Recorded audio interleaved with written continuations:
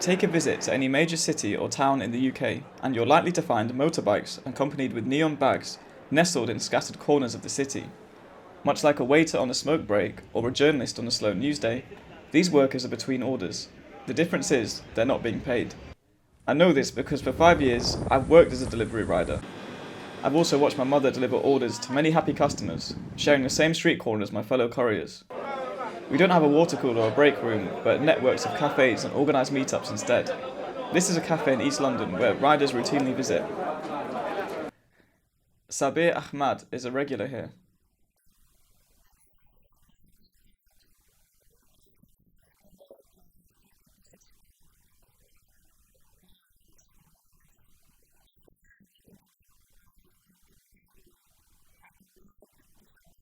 This isn't just food couriers with bikes. Riders with cars also don't earn much.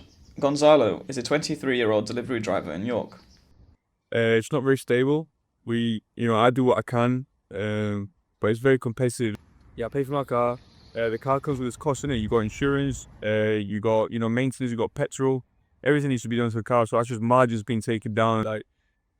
People just drive like maniacs, really. Like on the bike as well, you got delivery drivers who they're just speeding. They don't really care about the traffic lights. They're just going like crazy.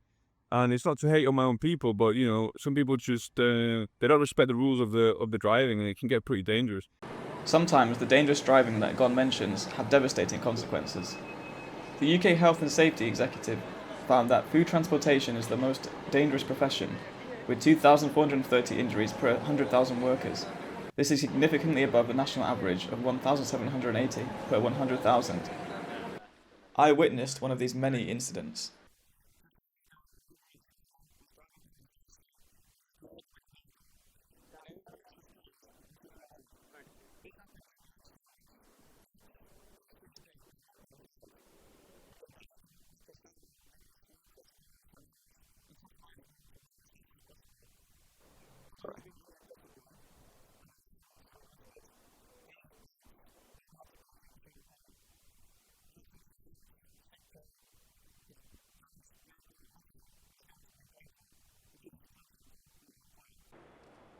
These rules are being contested.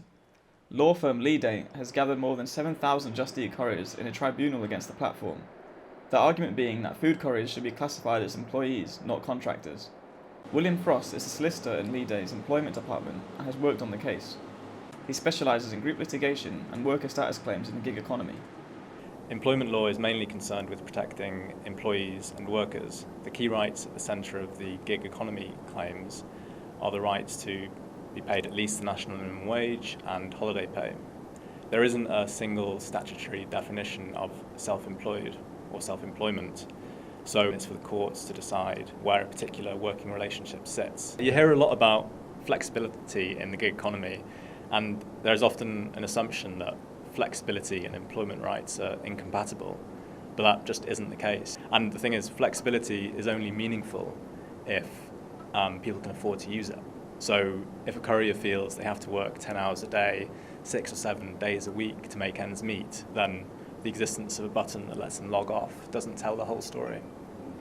If it looks like work, feels like work, and is controlled like work, then why isn't it treated as work for the purpose of basic employment rights? Just Eat have provided a statement. In the UK, Just Eat partners with over 70,000 self-employed couriers who choose to work with us for flexibility and freedom that we offer. When and how often couriers deliver from our restaurant, retail and grocery partners is up to them, and is reflective of their status as self-employed contractors. We support the government's intentions to reform the UK's current employment framework, and see this as an opportunity to recognise the tech-enabled work that we and other platform businesses offer today. Flexibility isn't the only issue. Many riders report accounts being terminated without notice due to algorithmic managers. Shilpa Joseph is a research assistant with the Fair Work team at the Oxford Internet Institute. The team evaluates the working conditions of digital gig and platform workers across more than 40 countries.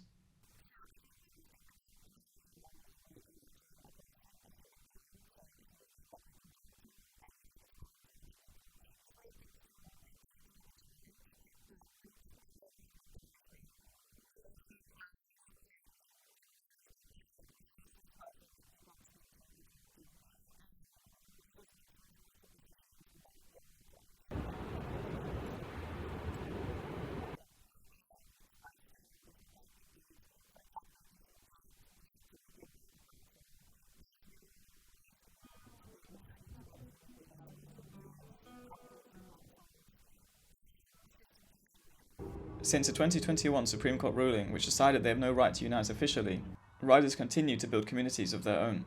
Across the country, a string of WhatsApp groups and Instagram accounts promotes informal bike races called alley cats, where riders share advice, look out for one another, and simply spend time with their workplace friends. I spoke to nomadic crew leader Tom, who runs alley cats in New York. He argued that a workplace community is essential for creating better workers. Alley cats are based on bike courier culture, so it's a little bit like doing the job. The people that will be probably the best at these will be they'll probably do quite well on Deliveroo, basically. If people feel like they're just going to work just to earn money, they actually don't have any reason to try any harder than the very, very bare minimum. If they can make you feel like you're actually valued, then you're going to you can do much better work. Professor Alex Wood is an economic sociologist at Cambridge University. His work explores how digital platforms reshape power relations at work.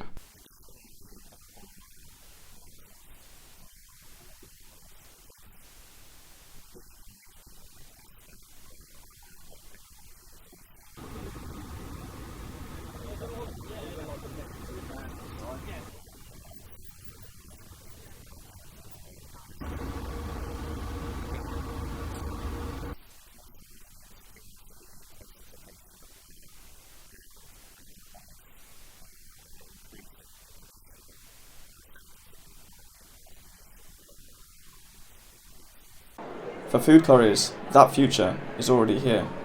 Hundreds of thousands of couriers await for the result of the tribunal, bearing the weight of the future of work in the UK.